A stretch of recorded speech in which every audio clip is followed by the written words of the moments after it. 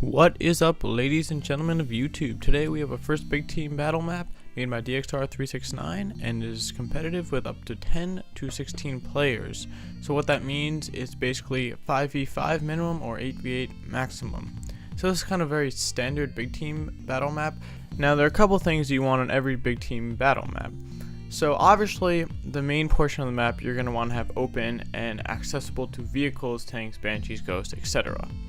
Now the back part of the map, or each team's base, you're going to want to have closed in and close quarters so that vehicles are not accessible to that area, or even if they are, they're going to be at a major disadvantage because they can't, or because they don't have a lot of mobility. So on this map you're going to see that each team's base is closed in, so the vehicles that do go in there do not have a lot of mobility, as well as the center of the map has two smaller bases where vehicles are not accessible to. So you're going to see that most of the hand-to-hand combat, not in vehicles, by that I mean, it's in these two main bases in the middle here. So we're going to jump on board with LuxGamer69 here, and you're going to see that right off the bat there is 2 rocket launcher spawns and 2 incineration cannon spawns on each team. So if you are in a vehicle, it's not as easy as you would think to survive and get a lot of kills. You're going to see that he does die here from the tank, but he does end up taking it out with his rockets. So I think that most players that have played Halo a lot would know that if you end up taking out a tank but you end up dying, I think that's a pretty good trade-off. So on some big team maps, you're going to see that the vehicles are overpowered. On this one, I don't really think so, because most of the time, the players do have the height advantage, being in the 2 core bases in the center there. And also, there's a lot of power weapons to take out the vehicles. So really, there's a fair advantage for both on foot and being in a vehicle, which I think is a very important aspect to any big team battle. Because when the vehicles become overpowered, then players on both sides become frustrated if they cannot get in a vehicle in time, because there's only a limited supply of them. So as you can see right here, when 2 or 3 red team players team up on the green team in the Warthog, they're pretty easily taken out, just because of grenades, plasma pistols, etc. The way Halo 4 works in comparison to the other Halos is a bit different, because everyone you can spawn with plasma pistols and sticky grenades, etc. So right here, this is first person gameplay from myself, and you're going to see that I didn't quite make it there. I had to use a jetpack. We fixed that. You're supposed to be landing where I did when I used the jetpack, not farther back. So that's all fixed.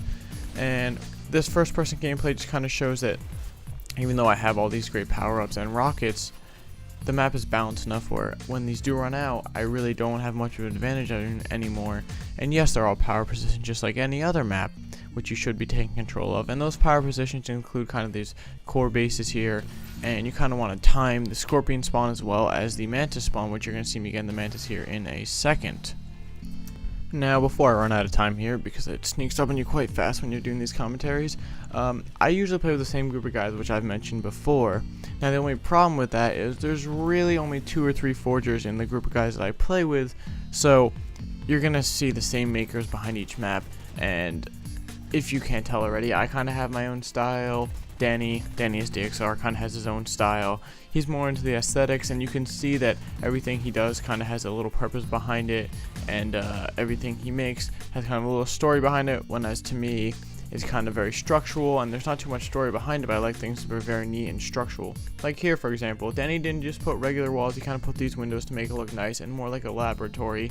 And also for the middle of the map, you're going to see that Danny didn't just put a roof on there and leave it. He put the kill ball with the antenna to make it look nice. He has those struts on the side, which also make it look nice. So anyway, back to my point is that I want to try to get other forgers involved. So if you like these maps, if you want to play with us, just send me a message on Xbox. My gamer tag is my YouTube name, BS972. I would love to see some of your maps. Just let me know and we can talk. Please leave a like, comment, and subscribe, and I will see you guys later.